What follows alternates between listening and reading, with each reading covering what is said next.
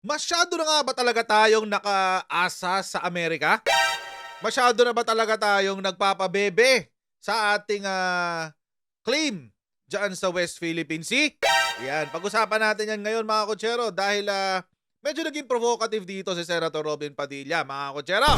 Pero, bago natin pag-usapan yan as usual tayo muna ay, magpapasalamat sa ating mga kaibigan sa Sendwave.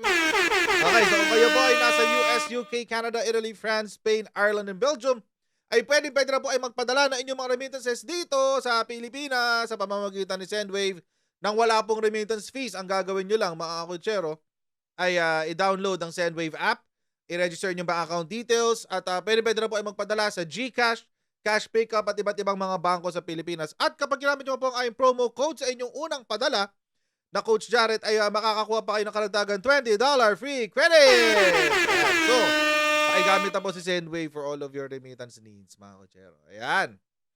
So, ito na ngayon. Pag-usapan natin to mga kutsero, kasi medyo ano to medyo um,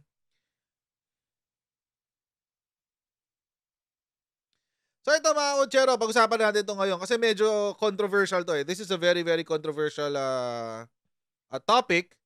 Lalo ngayon mga kutsero na alam naman po natin na ako po ito disclaimer lang and full disclosure, I voted for Senator Robin Padilla noong 2022 elections and I am still a supporter of Senator Robin Padilla. Although that is the case, alam niyo naman ng aking yung aking posisyon when it comes to support, no?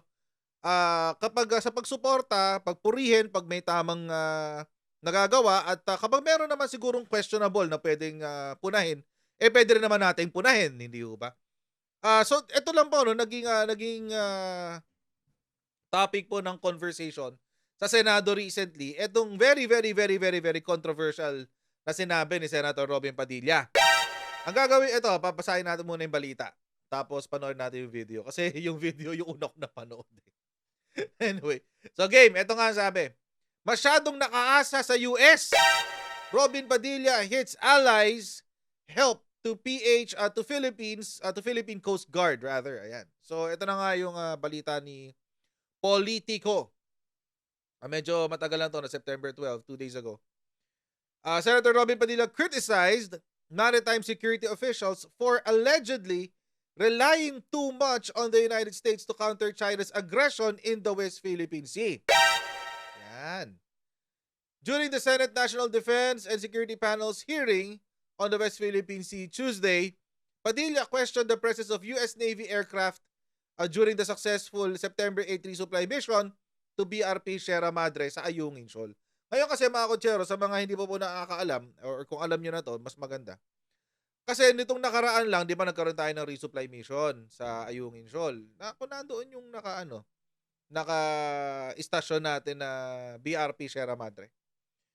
So, pagdating na rin, nung magdadala na tayo ng pagkain at mga gamit sa BRP Sierra Madre, syempre nandiyan na naman yung usual na naghaharangan, etc. etc. Dati 5 lang, ngayon umabot na sa 100 na mga barko yung nandiyan sa West Philippine Sea. So ngayon mga kutsero, ito nang naganap. Habang nagaganap daw yung mga aktibidades yun, meron daw US aircraft, US Navy aircraft while that is ongoing. Ngayon mga kutsero, yun po ang sinita ni Senator Robin Padilla.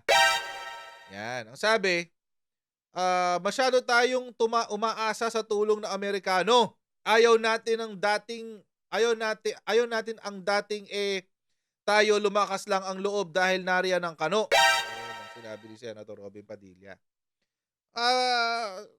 Mas maganda panoorin na lang natin. Professor Batumbakal. Ito, panoorin na lang natin kasi mas magandang sa kanya mismo manggaling. Marinig mismo natin sa kanyang bibig yung kanyang mga sinabi. Okay. Professor Batumbakal, sa inyo na rin po nanggaling. Matagal na tayong paikot-ikot doon. Matagal na rin po tayong nagsusupply doon. Bakit po kaya tayo kailangan makarating na may Amerikano na doon? Kahit po sabihin ninyo na yan ay walang armas yan, US Navy po ang nakalagay doon. Sa palagay po ba nyo, hindi yun na magiging dahilan para magpalipad din ang China naman ng kanilang Navy din? Hindi po Well, ba kaya actually, gano'n 'yun? Ang sinasabi ko lang po dito, sa matagal na panahon, 6 na taon po tayo na wala namang ganitong kalaking escalation.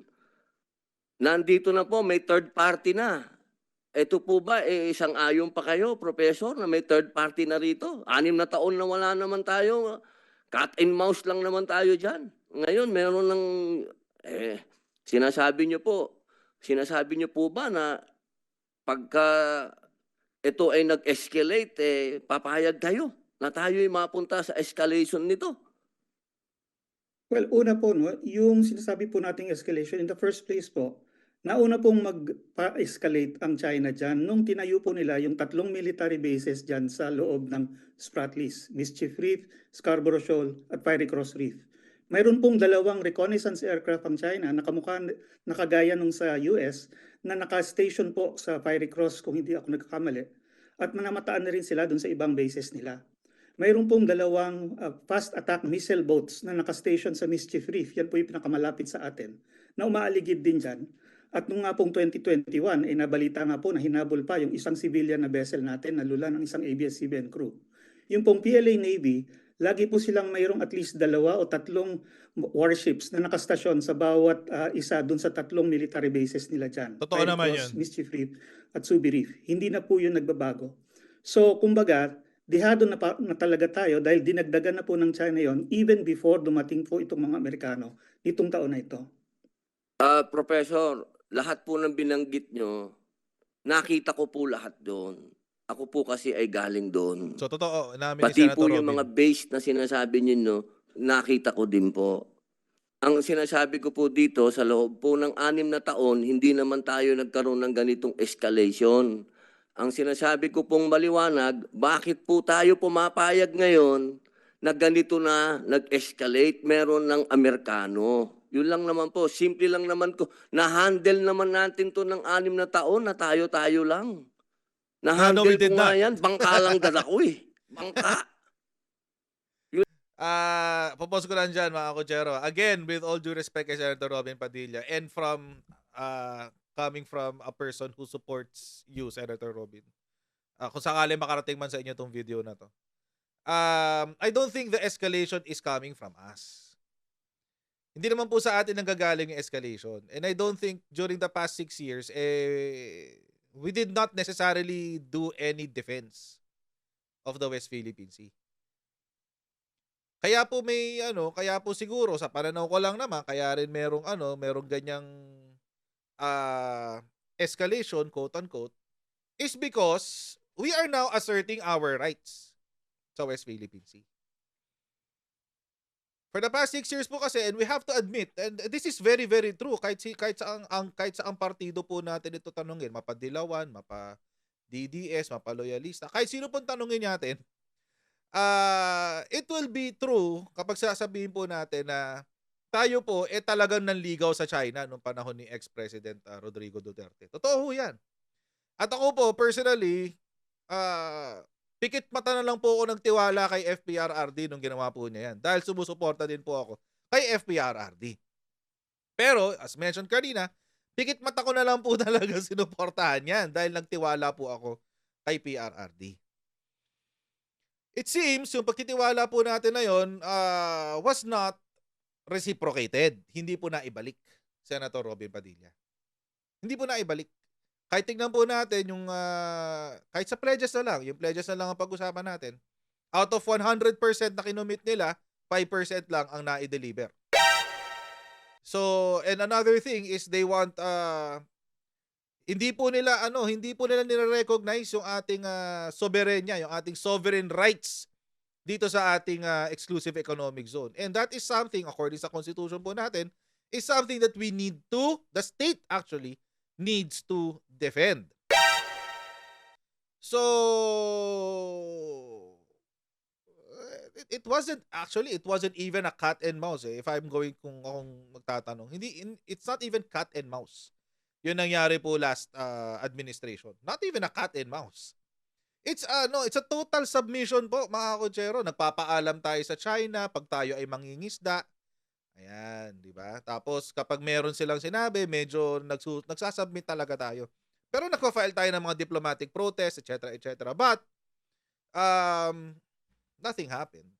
It has always been China has always been the aggressor. So kung makakausap ko lang si Senator Robin Padilla, that's what I will tell him. China has always been the aggressor. And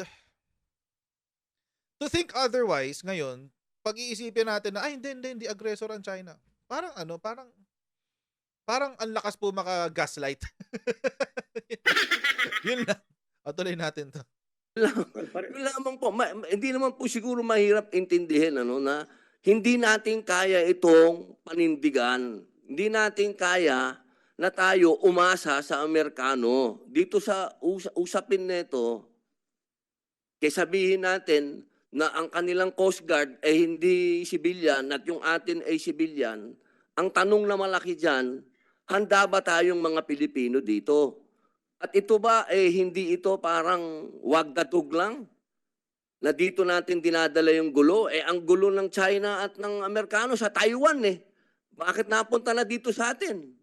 6 na taon, wala naman tayong pakialam sa gulo ng Taiwan. Pero eto tayo ngayon, nilalagay natin yung sarili natin, Prof. Hindi po kaya tayo'y nawawagdatog lang? Well, sa tingin ko po, Your Honor, hindi naman tayo nawawagdadog dahil una, itong pressure po ng China na paalisin tayo, patalsikin tayo mula dyan sa Iyong Incheon, kung inyong mapansin, nagsimula yan ilang taon nang nakaraan. Tagal na yun. Noong 2014 nga po, yung first time na na-blockade nila yung ating resupply vessel at hindi nakarating sa Iyong Incheon. I would even think, mga Kojero, na it's not hindi lang hindi lang panahon pa ng 2014 lang. It's even before 2014. Kaya nga sinadsad natin yung BRP Sierra Madre. Kasi po yung issue ng yung Taiwan, iba po yun sa issue ng Pilipinas. Agree po ako kay Senator Robin doon sa punto na yun. Iba po yung issue ng Taiwan sa Pilipinas. Wala tayong pakidapat sa issue ng Taiwan. Pero mga Kojero, yung distansya lang natin sa Taiwan makes us really hindi naman player, pero an unwitting victim. Yun na lang. Yun, dahil lang sa lapit natin sa Taiwan, nagiging unwitting victim tayo dito.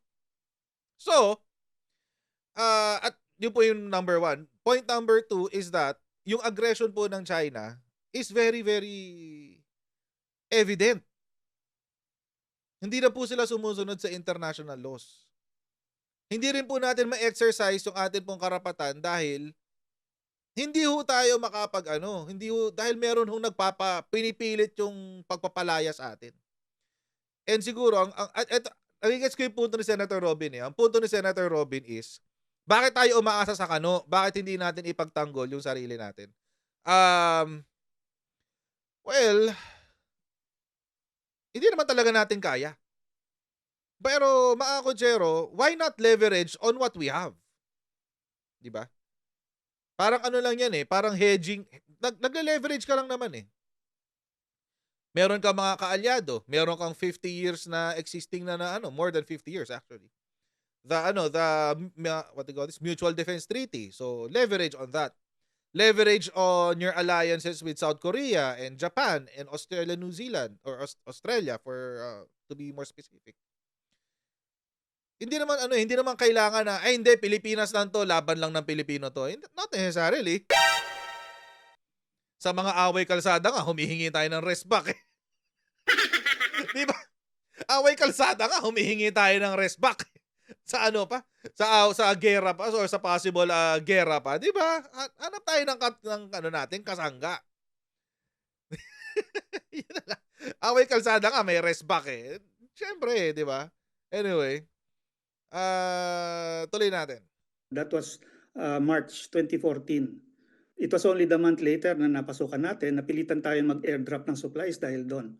So sa akin po kasi, yung escalation po na nababanggit nyo, hindi po yan ngayon lang nangyari at hindi po yan dahil sa Amerikano, kundi dahil sa mga Chinese nga po na talagang in-increase yung pressure para patalsikin tayo sa West Philippine Sea. Ibig niyo pong sabihin, Professor, pumapayag kayo na may Amerikano dyan? Pumapayag po ako dahil sila po ay ating treaty ally. Treaty ally in defense. Po, ang China po, hindi po nagre-responde kung sa tingin lang treaty ally po natin sila in defense. Hindi ba po? Yun po ang treaty natin. Yeah. Depensa. Depends nga po. Pensa. Oh, Kaya nga hindi. po, tinatawagan sila para pag may operation tayo na kung mangyayari, meron din tayong defense. Opo, malinaw po yun, di ba? Yung ating Mutual Defense Treaty. Opo. Opo. Opo, hindi dapat tayo nagpo-provoke. Opo. At so Opo. far naman po, wala tayong ginagawa na provocative. Nire-resupply Eh, natin yung kinaya ating nga po sariling natin barko. ng 6 na taon na walang kano eh. 6 years, walang kano. Kaya natin. No, we did not. Hindi Bakit ho natin tayo may kinaya. kano ngayon? Well, ngayon lang po siguro tayo ginamitan ng laser. Ngayon rin lang po tayo pinatindi ang mga dangerous maneuvers at halos mabangga ang ating Coast Guard. Ito po yung na-record na nangyari, nag-umpisa mangyari bandang 2021. Diyan po talaga yung increase ng pressure laban sa Pilipinas. Hindi po. Nasaan po ba kayo ngayon, Professor? Nasa Canada po ako para sa isang conference tungkol nga din para magsalita tungkol din dito sa West Philippine Sea. Okay. Good luck po. Nakarating na rin po ba kayo sa Pag-asa? Opo. Kailan Kasama ko po po kayo yung UP nakarating? Marine Science Institute noong 2021. Naka-rubber boat po ako sa gitna po ng Coast Guard at ng Maritime Militia ng China. Sa Ayungin, nakarating din po kayo. Doon po sa Sandy Cay. Yung Ayungin, hindi ko pa po narating yung Ayungin mismo. Sa K1, K2, K3, K4 Opo. po, nakarating kayo. Opo. Yun po yung talagang Opo. bawat galaw, sinusundan nandun ng po Coast yung Guard at militia. kumipit between Coast Guard and Chinese Maritime Militia. Opo. Sa inyo pong palagay nyo ba hindi natin kaya? Kailangan natin ng kano. Sa tingin ko po talaga, kailangan natin ng tulong dahil sa dami. Titingnan nyo lang po kung gaano karami at gaano kalalaki ang forces na nilalagay nila dyan sa West Philippine Sea. We So do not yet have enough tumatapang po tayo capability. dahil meron tayong backup. Ganun po ba? Ang gusto nyo sabihin? Opo, yun talaga, po ang ganun. necessary dahil nga po matagal tayong hindi nagpondo ng ating modernization, armed forces. Ngayon lang po tayo nag-umpisa talagang seryosong mag-develop ng external self-defense capability at nag-acquire ng mga modern vessels. Malinaw po yan sa record that this took place only in the past few years. Na naniniwala po kayo. Kaya po in the meantime, nag-i-increase ng pressure ang China, siguro nga para mapatalsik na tayo bago tayo makapag-develop ng capability na kailangan natin. Ayun. So, Professor, historically, masasabi niyo po ba na naging threat ang China sa Pilipinas? Historically, naging po. threat ba ang China sa Pilipinas? Siyempre po, historically, hindi. Yun. Wala pong opportunity Sino po ang before. naging threat sa atin? Historically, sino po ang nag-invade sa atin? Japan po. Saka sino pa po? Is Before there that, such a kung thing gusto niyo as the yung colonial- Filipino-American yung War? colonial history natin, umpisan po natin Is there such a thing as a tapos po yung Filipino-American insertion ng War? US. Opo. Yun. Opo. Okay, maraming salamat po. Pinag-aralan din po natin yun. Salamat po, sir. Parang medyo red herring yung huling sinabi ni Senator Robin doon. Parang medyo red herring yata yun yung historical ano. Alam nyo mga kutsero, hindi naman natin mababago talaga ang history. And in our history, during the time na there's a Filipino-American War, mukhang hindi naman po talaga problema natin ang China. Actually, China was not a problem for Asia up until recently. Totoo lang po mga kutsero. Ang problema po kasi is this, kapag pinag-uusapan po natin ang China, lagi po nagde-default tayo dun sa sino bang sumakop sa Pilipinas? Amerika, di ba? So, etc. Ngayon mga kutsero, if that's the argument, di wag na rin tayo maipag-partner sa Japan.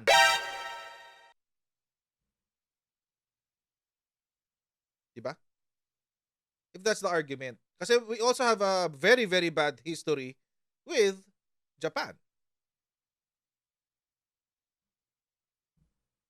So bakit pa tayo merong Toyota? Bakit meron pa tayong Mitsubishi plant dito sa Santa Rosa? Bakit meron pa tayong mga Sumisho, yung sa mga nagkaano ng motor? Bakit tayo may Okada, etc. I mean, if that's the argument, di ba? Let's completely put a stop to any trade coming from Japan. Kung ang history ang pagbabasihan natin. Pero alam niyo po kasi, medyo medyo parang I was with Senator Robin Padilla up until that point. Doon sa kasi ako mga kutsero, ito yung sa akin. Agree ako kay Senator Robin Padilla na sinasabi niya na we should be on a defensive posture. Defensive posture lang. Agree ako dun. Agree ako dun sa punto na we need to develop our own military. We need to develop our own capabilities. Agree ako dun. Walang problema dun.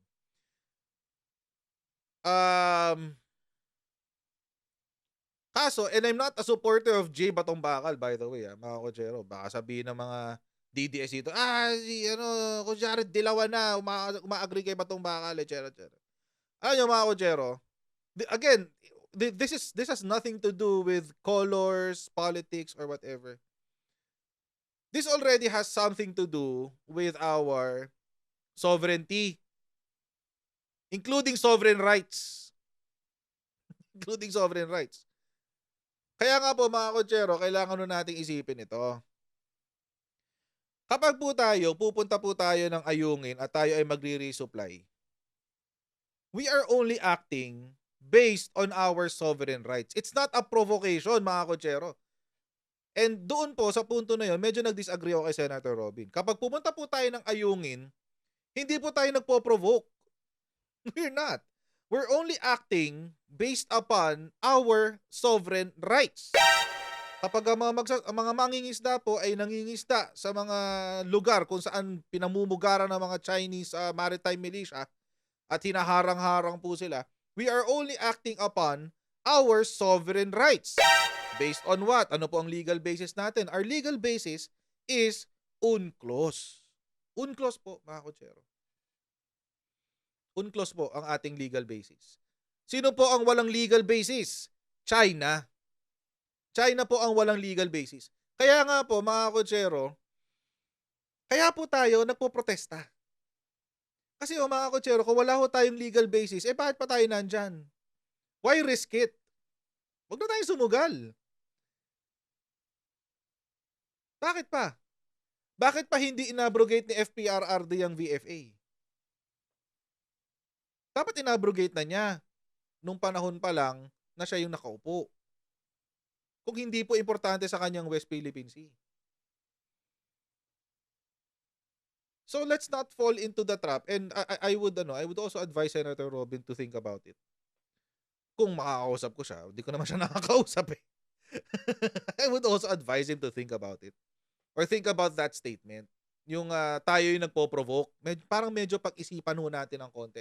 Kasi mga kotsero, parang ganito ho yan. Ulitin ko lang. Halimbawa po, nakabili ho kayo ng bahay. Tapos yung may-ari ho ng bahay, ayaw niyang umalis sa isang kwarto. Bakit? Kasi meron siyang historical something-something doon sa kwarto na yun. Papaalisin niyo po ba siya o hindi? Siyempre papaalisin niyo. May mga alaala siya, sabihin niya sa inyo, may mga alaala ako dito sa kwarto na to, hindi ko to pwedeng iwanan. Ito, akin lang tong kwarto. Sa iyo yung buong bahay, pero akin lang tong kwarto na to. Hindi ko pwede yun. Hindi ko ba? Tapos kapag pinapaalis mo, siya pagalit. O siya pa yung naglalabas ng baril, siya pa yung whatever. Diba? Hindi ko ganun. Hindi ko ganun ng sistema. Parang ganun po yung sitwasyon sa West Philippine Sea. Tayo ang may karapatan doon, tayo ang may karapatang gumamit, pero hindi na ho natin mapakinabangan. Hindi ho tayo makapag-drill. Bakit? Ginugulo ho tayo ng China eh. Hindi natin magamit ang resources. Bakit? Ginugulo ho tayo ng China eh. Anong legal basis nila ng China? Wala. Anong legal basis natin? UNCLOS. O tayo yung meron legal basis. Ba't hindi natin mapakinabangan? Tapos yung mga pro-China dyan, I'm not saying Senator Robin is pro-China. What I'm saying is yung mga pro-China, sila, marami nag-send sa akin si GTNR, whatever. Tsaka yung isa yung naging guest ng One News before. Kasabihin, bakit si Vietnam, mas matindi ang ginagawa doon sa Paracel? Ganto, etc. Well, we're not talking about Vietnam, we're not talking about Malaysia, we're talking about China. And across the South, the West, buo na South China Sea na lang para kasama yung Vietnam tsaka yung Malaysia. Across the breadth of the South China Sea, China po ang nanggugulo. So yun. Thankfully, mga kotsero, and I'm still supporting Senator Robin Padilla. It's just that, eto lang talaga, hindi ko talaga masuportan. Tinry ko na pong sumuporta kay FPRRD. Pikit mata na lang po akong sumuporta pagdating sa China. Kaso, mukhang hindi ko na yata kayang, hindi ko na kayang ituloy. Kasi parang, di ba? So, for the most part, agree ako kay Senator Robin Padilla na kailangan natin bumuo ng ating sariling defense. Ng sariling credible defense. Pero kailan pa po mangyayari yun? Di ba? Buti na lang sumagot ito nga yan. Oh. Ang issue naman talaga ni Senator Robin Padilla dyan yung mga kano eh. Yung mga kano. I think yun yung issue niya talaga. Bakit may kano dyan, etc. etc. But again, sabi nga ni DND Secretary, ano yun? Kailangan nun natin i-leverage yung ating mga kakampi. Yung mga allies natin. Kailangan nun natin silang gamitin. Okay? Ito yung sinabi niya. Sir, si Senator Padilla kahapon, sabi niya bakit may kano? Samantalang 6 years ago, hindi naman kailangan. Your take on that, sir? Well, with the changing threat situation at saka ang mga kilos ng ating mga katunggali sa West Philippine Sea, kailangan talaga i-leverage natin ang ating mga alyansa. Hindi naman para kung ano man, but to enforce the rules-based international order at ang UNCLOS, no? Kahapon sabi rin sa committee, nag-commit na si Senate President Zubiri, magkakaroon kayo ng additional CIF and budget for the modernization program. Sir, your take on that, and ano dun sa modernization program ng mga uunahin? Ayan, pag-uusap sa AFP ko kukunin ang mga detalye kasi sila ang magsasabi kung anong kinakailangan nila. Ako lang nagbibigay ng guidance kung ano ang synergistic na mga programa na pwedeng ilagay para may proseso at saka may interoperability at may function sa ating total defense posture. Although, sir, sabi nga, di ba, hope springs eternal, pero how hopeful are you or optimistic are you na itong sa situation natin with China, mababawasan pa rin kahit pa paano, and in the end, peace will reign? Well, talaga yan naman ang hangarin natin. At yan naman ang trabaho ng ibang mga sangay ng gobyerno. Ang trabaho natin is to back up diplomacy with a credible deterrent posture. Gusto ko yung sinabi na yun ni Secretary Gubo. Gusto ko yung sinabi ni Secretary Gubo na yun to back up our what do you call this? Teka lang. Defense posture. Wait.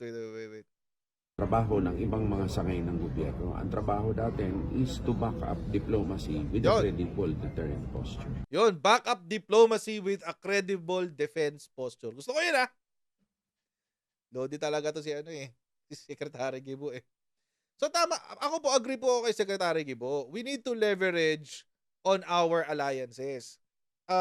Sa palagay ko po mga kotsero, hindi lang po kasi ito usapan ng bakit may kano, bakit sa kano, etc. etc. That's and with all due respect kay Senator Robin, parang medyo medyo tunnel vision po 'yun. Medyo parang may tunnel vision tayo doon. It's not just that. It's about leveraging on your alliances, gamitin mo yung mga kaalyasa mo para merong laman yung sinasabi mo, para merong laman yung depensa mo. Kasi mga kotsero, right now, China has the biggest naval fleet in the world. Sa buong mundo po yan, Sa buong mundo po yan. China has combined with the Coast Guard and meron pang maritime militia. Combined, they have around 300 ships. 300 ships. More than 300 ships. Mas marami ng konti sa Amerika. America has 250 something ships. Yung China has 300 and continuously dumadami. So of course, hindi talaga kaya ng Pilipinas yan. Ilan lang ang barko na. Ilan lang ang natin Sa Coast Guard, ilan lang. O tapos may iba rubber boats pa, 'di ba? Para namang hindi kaya talaga. Kaya po we need to leverage on our alliances. It doesn't mean, hindi po ibig sabihin na porke na meron tayong mga kaalyado at naikipagtrabaho tayo sa mga kaalyado natin, hindi na tayo patriotic. At hindi rin po ibig sabihin na ginagawa po tayong pambala or proxy war. Actually, sumagot dyan si Secretary Gibu ulit. Panoorin natin sinabi ng Secretary. Dyan sa proxy war. Ito. For China and the Philippines. But the real thing is, isipin nila, proxy war ba ito? Tayo sinakop nung una, tayo ang kinupkop rather. Yung sinakop pala, mali pala yun sa Tagalog, no? Scarborough Shoal, number 1. Water cannoning. I mean, how can you say it's a proxy war? If it's a proxy war, di gawin nila sa tirahin nila yung kalaban nila sa proxy. Huwag tayo. Sir, pero, So, ang intention nila talaga is to dominate the South China Sea. pero sir, the same concern din kasi na-raise kahapon ng ilang senators like si Robin Padilla. So, parang yung too much reliance sa US at yun nga, baka Definitely. Ako ay panig dyan. Kaya nga gusto kong bilisan ang ating capability upgrade para hindi na lang tayo umasa ng todo-todo sa iba. Matagal na tayong umaasa eh. Sabi niya, sir, ni Senator Padilla, kasi we can manage naman daw. In the past 6 years, kinaya daw natin. But there was a different that was a different situation. Yes, iba Kasi talaga. ngayon mas agresibo ang ating mga katunggali. Right, Okay. right. Thank you, Agree ako Secretary. doon. Agree ako sa sinabi ni Secretary Gibo. Before was a different time. Hindi lang hindi katulad ngayon na mas agresibo talaga ngayon ng ang China laban sa Pilipinas. Dati kasi, again, mga kutsero, wala naman siguro kontra pag sinabi kong sumisip-sip talaga tayo kay China during that time. Kaya hindi rin ganun kalala. Yun ang nangyayari. Pero ngayon, mga kutsero, we chose to be independent from China. We chose to be independent from them. Kasi nabudol tayo last time eh. Budol eh. Hanggang ngayon, binubudol pa rin tayo dyan sa China, sa West Philippine Sea na yan. So, what do you expect? Diba? What can we do as a country? Bilang isang bansa, papahayaan na lang natin na nandyan, pakalat-kalat ang Chinese Navy kahit wala naman, hindi sila dapat nandyan. Pakalat-kalat yung Chinese Coast Guard kahit hindi sila dapat nandyan. We have to actually defend our sovereignty. Kahit sovereign rights pa yan, soberanya pa rin yan. Sovereign rights sa resources. Hindi nga din mapakinabangan kasi nandyan yung China, nanggugulo eh. So, anong gagawin natin? Again, mga kotsero, let us veer at let's get real, doon na lang. Magpakatotoo tayo doon sa issue ng West Philippine Sea. Hindi po ito proxy war. Because we're not a proxy of the US. Mga kotsero, yan po ang propaganda ng China. Na tayo ay dinadamay sa proxy war. Sa kanila po nanggaling yan. So, ibig sabihin, napakababa ng tingin sa atin ng China. Para sabihin na, ginagamit lang ng Amerika yung Pilipinas para maipaggera sa amin. Imagine. At pag kinagat po natin yon, kumaagat po tayo sa propaganda ng China.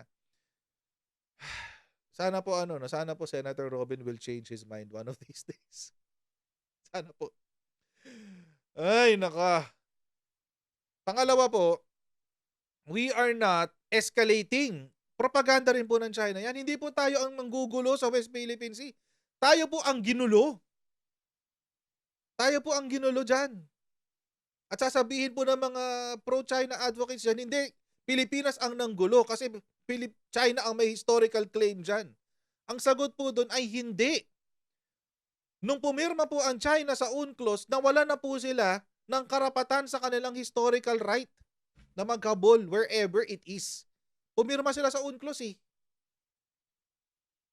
Kaya nga po babalik tayo sa illustration ng isang bahay. Pag kayo po ay nakabili ng bahay, galing let's say sa kaibigan nyo, halimbawa.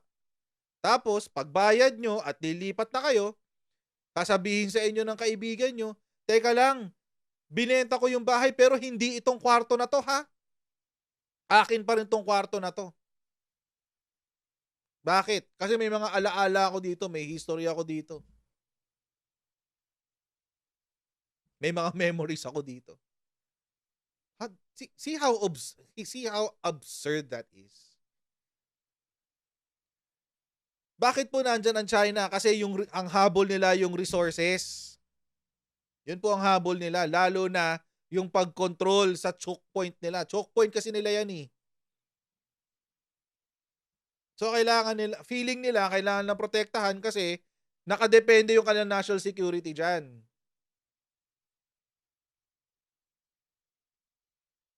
Not to mention, expansionist talaga ang mga komunista.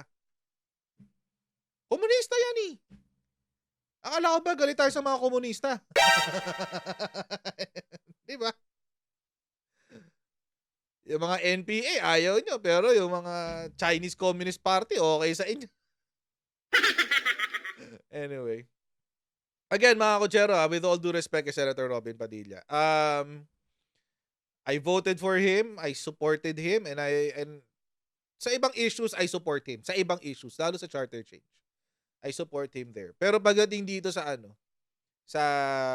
West Philippine Sea, I think I will have to disagree. And it's okay. You know, it's okay to disagree. It's everyone's right to disagree. And I hope magbago ang posisyon ni Senator Robin Padilla dito. Kasi wala. Ganun eh. I mean, I think si Senator Robin Padilla will do what is right. So para mas solid ba yung pagiging makabayan niya. Wag na po natin ipagtanggol si China, Senator Robin Padilla. Wag na po, sir. Parang awa niyo. Wag na. Hindi nila deserve. Anyway, hanggang dito na lang po tayo, mga kutsero. And I'll see all of you in our next Giant Live. Don't forget to like, share, subscribe. Bye, everyone. See you next time. Bye.